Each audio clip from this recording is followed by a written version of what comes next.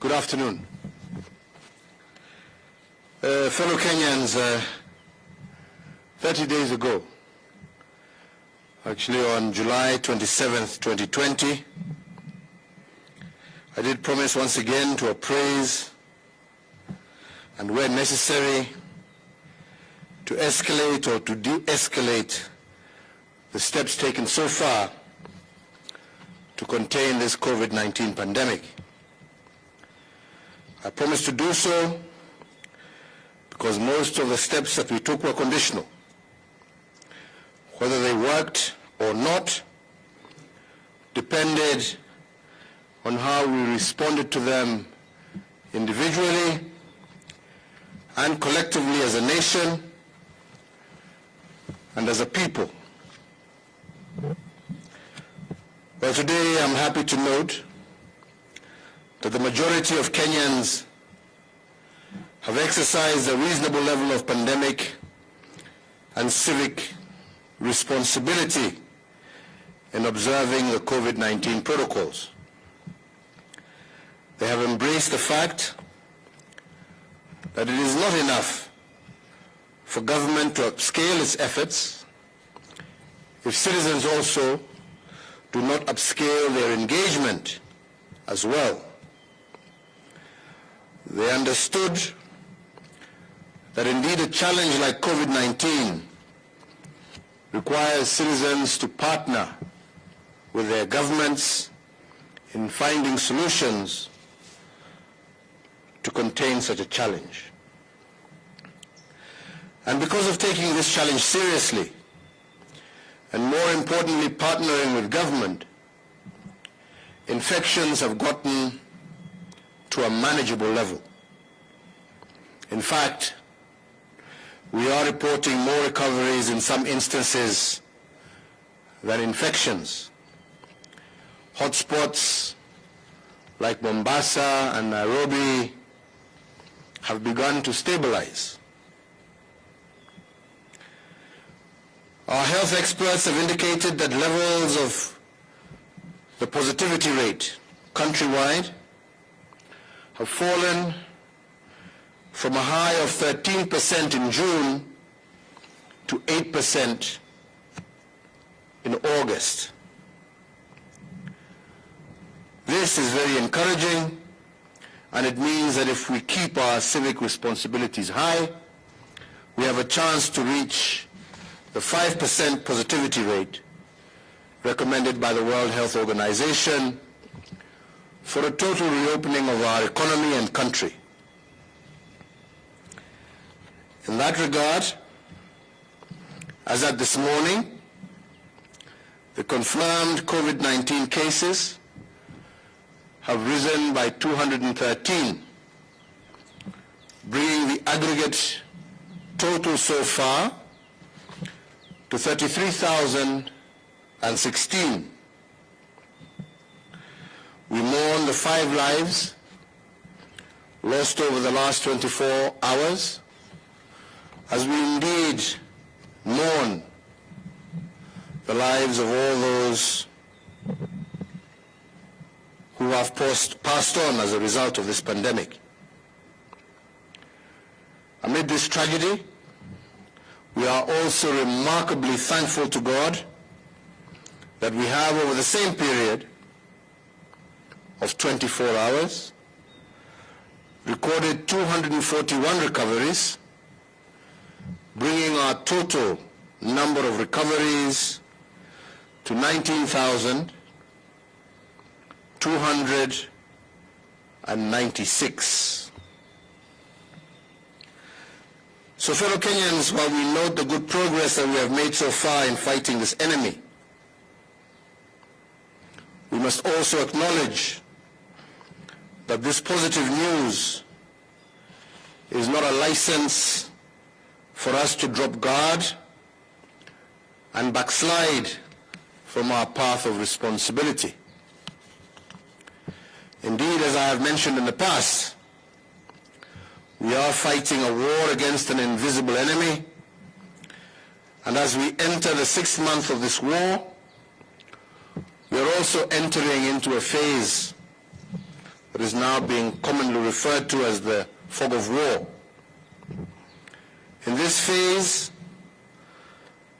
the combat arena is foggy. And in this fog war, the first instinct is that of self-preservation. You fight to propagate yourself, your family, and the environment that nurtures you. And in this foggy state, you also become aware that the government cannot police the daily activity nor the morality of every single individual citizen. In fact, in the fog of war, citizens, while maintaining their liberties, scramble first for survival. In sum, what will save us all in the war is exercise of civic responsibility. And I must emphasize here again that there are no unbearable responsibilities. In the face of a crisis like COVID-19, there are no unbearable responsibilities. And fellow Kenyans, let me make it clear when I talk about responsibility. I do not mean by responsibility who carries the burden, because responsibility is not a burden. It is a civic duty. Instead of seeing it as something you carry, we must seek it as a task, and a joyous one at that. It is a happy debt you pay to your fellow citizens for being a member of their community. The price you pay to propagate yourselves, your family, and your country. Fellow Kenyans, although we have done well in our attempt to flatten the curve, there are still two major challenges that have continued to stifle our efforts. First, while our determination to manage the spread of this pandemic in cities like Nairobi and Mombasa have started to pay visible dividends, this crisis has, however, begun to percolate to the counties. The new frontier of this invisible enemy is increasingly shifting to the counties and to our rural areas. Whereas there is no doubt that notable expansion of the health sector architecture has taken place in the counties, and for this I want to thank you, Governor Oparanya, and your colleagues. More needs to be done, and the pace of this expansion should be increased in order to cope with the gradual shift of this pandemic to the counties. So therefore, dear friends, given this challenge, but also the need for us going forward to anchor universal health coverage in the expanding health architecture, I today direct as follows.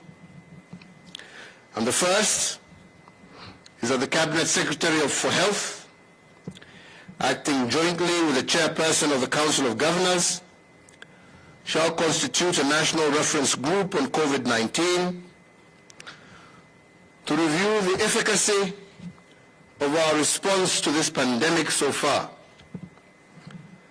The group should record lessons learned and feed them back into the sector nationally, but also in the counties. The group should also formulate strategies to identify our institutional weaknesses within our healthcare system at both tiers, both national but also county, and recommend also ways to increase the representation of county governments in the boards of healthcare agencies, and recommend ways in which our national responses to healthcare emergencies can be improved. The same National Reference Group on COVID-19 should position healthcare as a driver also to our manufacturing sector and our agenda by ensuring that preference is given to local manufacturers in the procurement of pharmaceuticals and non-pharmaceutical products, not just for this pandemic, but also taking into cognizance our universal health care agenda. The National Reference Group on COVID-19 should also expand their ongoing work and establish the Kenya COVID Vaccine Consortium,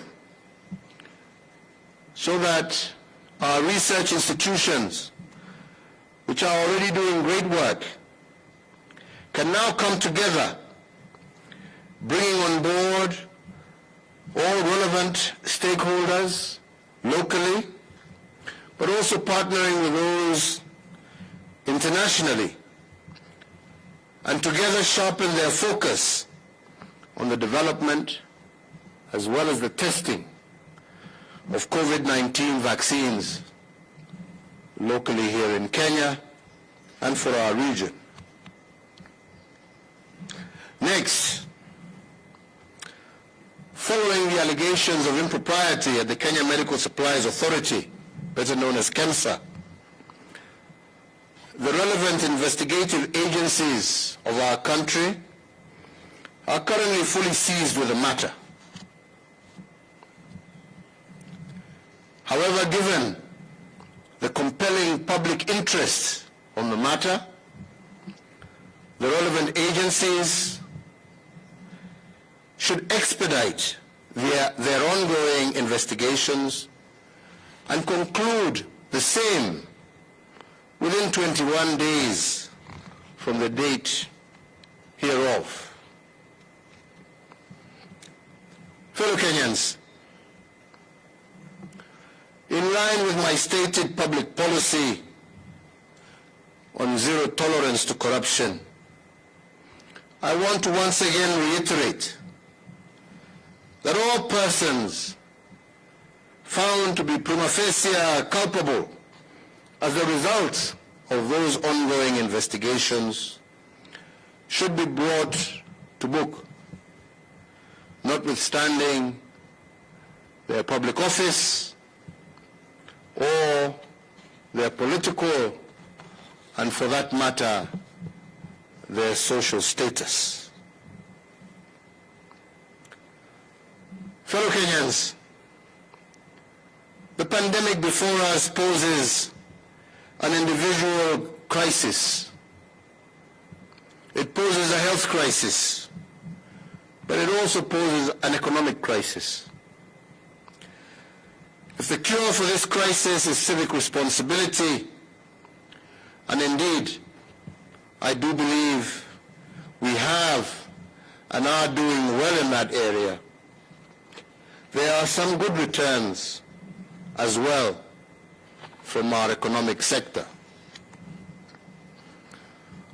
While this pandemic continues to present us with various unprecedented challenges, we must also always remember that Kenya is a work in progress. And that is why, even as we face the challenges before us, we must also celebrate the good returns, even as we continue to battle the challenges before us. Since March of this year, I have given 10 addresses over the COVID-19 pandemic, and today marks the 11th one. And in the 10 addresses, I have made certain directives to cushion our economy and enhance the purchasing power of our people. The most notable one is the tax cuts that we announced at the very beginning of the pandemic in March of 2020. Those tax cuts have put a total of 47.8 billion shillings in the pockets of Kenyans. This, added to the additional 14 billion shillings of VAT refunds that I directed in the same month of March. We have in addition ensured that tens of thousands of Kenyans in need have also had access to direct intervention through weekly cash transfers to them and their families to ensure that the most vulnerable in our society are able to overcome and withstand this crisis. Added to this, we have the hundreds of thousands of Kenyans currently engaged in our kazi mtaani. Again, engaging and meaningfully engaging our young people in civic duty and responsibility across the length and breadth of our country. Indeed, reviewing the results today, I must admit that we have done much better than we expected. For instance, even under COVID, our economy is growing at 4.6% compared to 5.5% at the same time last year. When we look at our inflation numbers, they are lower today, standing at 4.4% compared to 6.3% during the same period last year. The current economic indicators, without doubt, are lower, but definitely far better than we ever anticipated. But the inspiring success amongst us, more than the numbers I'm quoting, have been those who have used the COVID crisis to reimagine their conditions. Our banking sector, for instance, has begun to retool and to humanize their model as a result of our meetings at the initial stages of this pandemic. And instead of focusing on profits alone, they are re-engineering their model to focus more on their customers. Government institutions, for example, the Kenya Revenue Authority, have also remodeled their approach. As an example also, instead of destroying 1.5 million liters of illicit ethanol that was in their custody, working together with other government agencies like Kenya Pipeline and many others, they converted that illicit ethanol into hand sanitizers that were distributed freely throughout the length and breadth of our country. But those aside, the most inspiring story of reimagining your circumstance during this COVID crisis is from a proprietor of one of the big private schools that unfortunately was forced to close.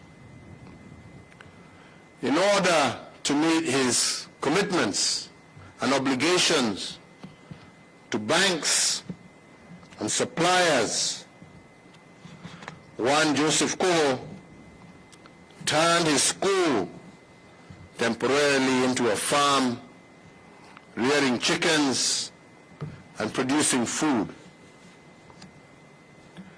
Our exporters too are retooling and turning this unfortunate challenge into promise.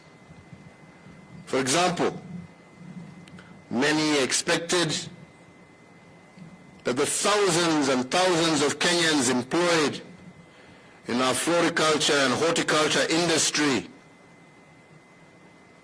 would collapse. But instead, through various interventions, we have seen our horticultural sector earnings jump to Kenya shillings 81 billion between January and June 2020, compared to 76 billion for a similar period last year. Earnings from Kenyan fruits alone nearly doubled from Kenya shillings 7 billion to 12 billion. What these examples of retooling businesses in times of crisis teaches us is that a crisis represents both a danger but also an opportunity. And those who horrify themselves with danger, unfortunately, will not survive. But those who choose to exploit the opportunities presented by the crisis become the new heroes of the moment.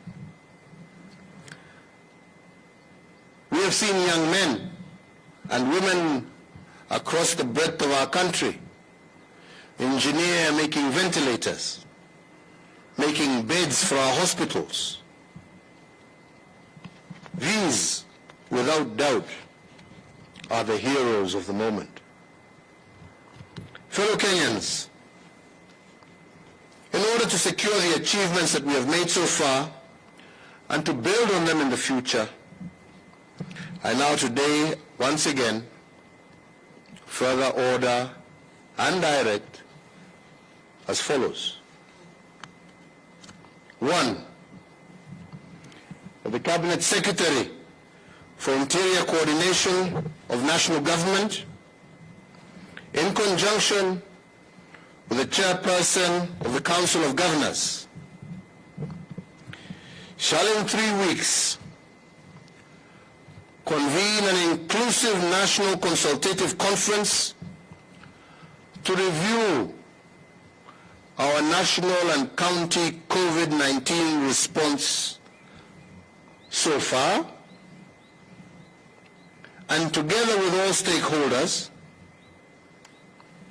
we chart Kenya's post-COVID future, because this is a future that we can see if we continue with our civic responsibility. Number 2, the closure of bars and nightclubs shall continue for a further 30 days. However, the prohibition against the sale of alcohol by licensed hotels with residents is today vacated.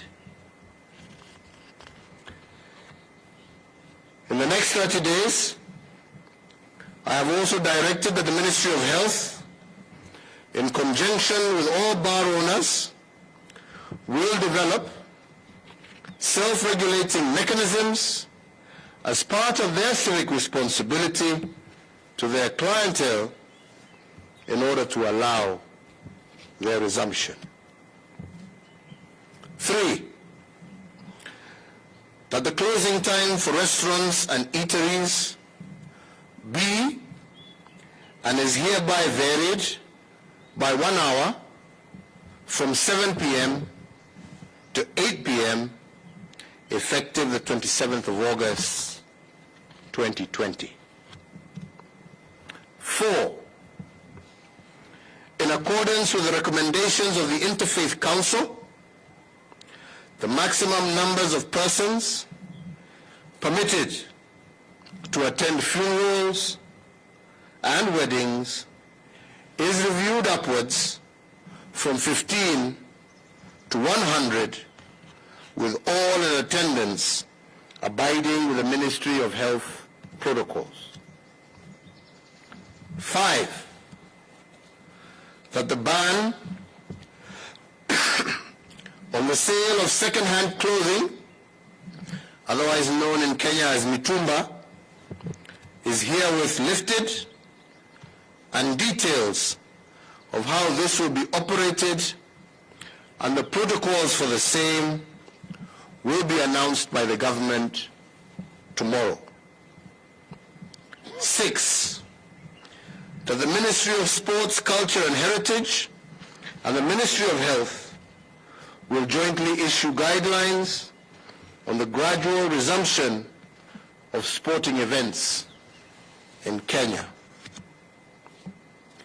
7, that the nationwide curfew that is currently enforced between the hours of 9 p.m. to 4 a.m. daily be and is hereby extended by a further 30 days. Fellow Kenyans, in concluding my remarks today, let me take this opportunity to say something about our Constitution. Tomorrow, the 27th of August, 2020, will mark the 10th year since we promulgated our new Constitution. This Constitution has been hailed the world over as one of the most progressive, not only in our region or the African continent, but the world over. And this is because it is an embodiment of what a social contract between people of different origins and their governments should be. But I must remind us all of one thing.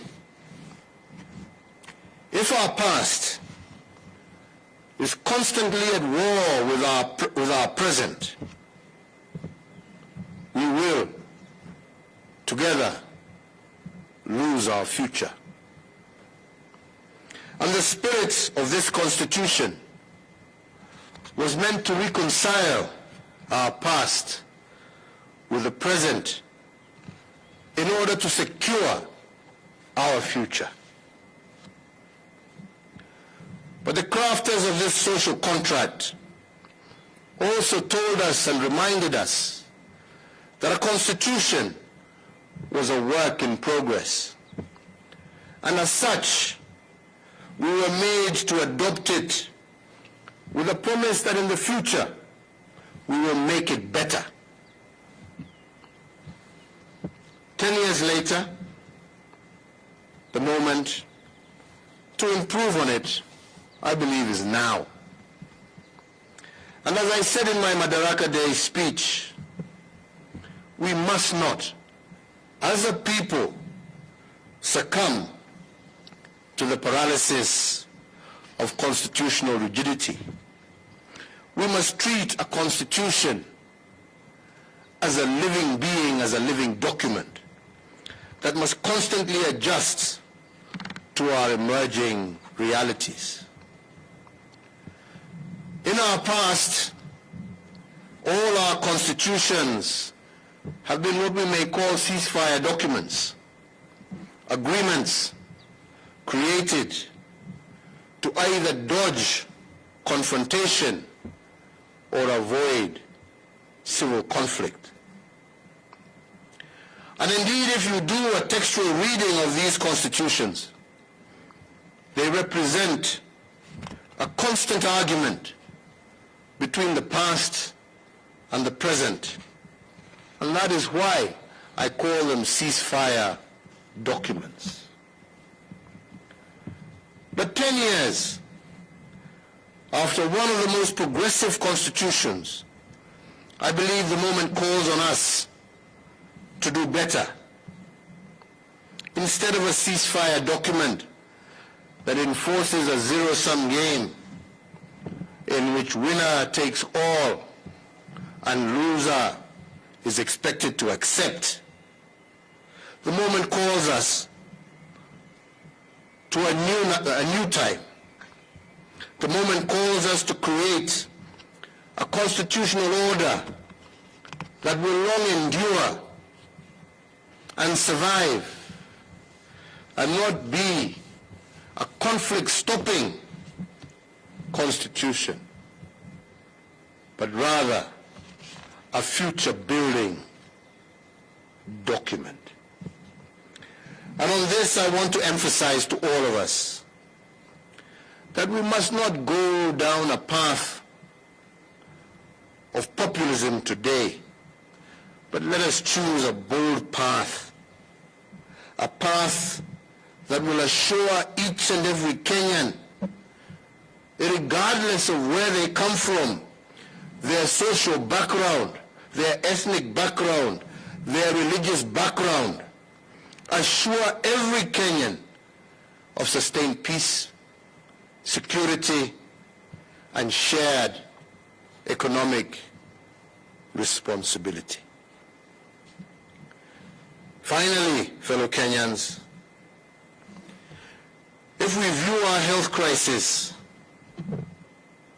indeed first and foremost as a health crisis, but also switch our view and ask ourselves that this can also be looked at not just as a danger, but an opportunity, I do believe that we can completely rearrange our country. And we have seen it in the various new ways even we as government are reorganizing ourselves, in the manner in which this crisis has forced us to focus on the most disadvantaged in our country, in the health clinics that we are building in our informal settlements, in the roads that we are building in our informal settlements where the majority of our people live, in the opportunities through Kazi Mtaani and many other government programs that we intend to initiate to support our young people, in the manner in which we are also reorganizing our government to take advantage of the digital technology in the performance of our work and in our outreach. I do believe we can rearrange our country. I do believe that it is possible and that our constitutional architecture can be not a conflict resolution document, but a document that lays the architecture of our future heritage. And indeed, as Abraham Lincoln once said, the only way a people or a nation can predict the future is to invent it themselves.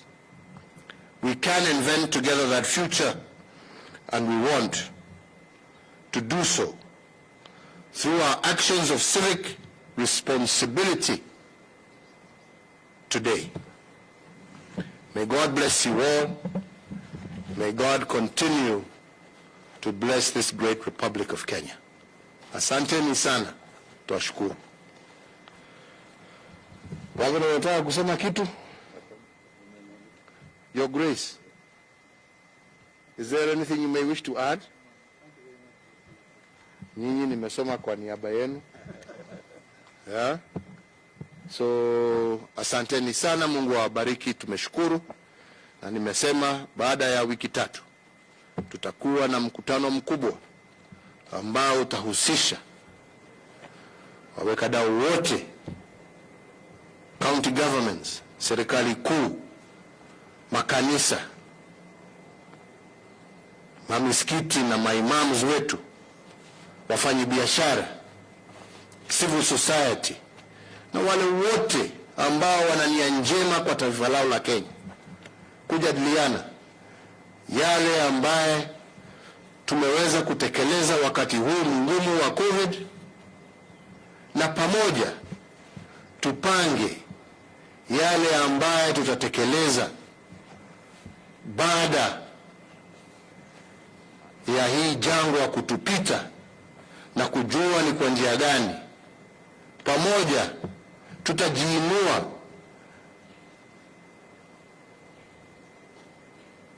na tusongeshe taifa letu mbele.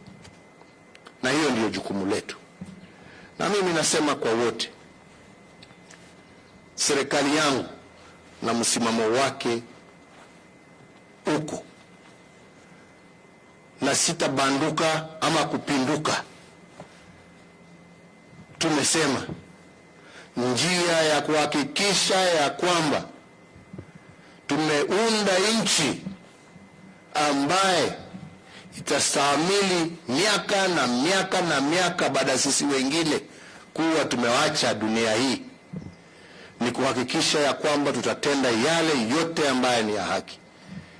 Na hayo haitafanywa kwa maneno duni ya siasa ya kujijenga leo, yatatendwa na vitendo. Vitendo vya serikali zote mbili, serikali kuu na serikali zetu za mashinani, yale ambayo yatatendwa na viongozi wetu wa makanisa, yale ambayo yatatendwa na wakulima wetu. Maneno matupu haijengi taifa. Vitendo ndivyo vitaamua Kenya ya kesho itakuwaje.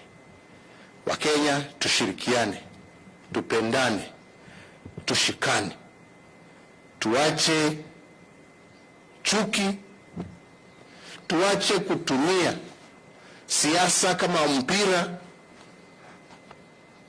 wapata nipotee. Tunataka sisi wote tupate. Tunataka sisi zote tuishi kwa amani. Tunataka sisi zote tuishi kwa umoja. Tukipigana na ufisadi, tupigane na ufisadi, na tupigane kwa njia haki.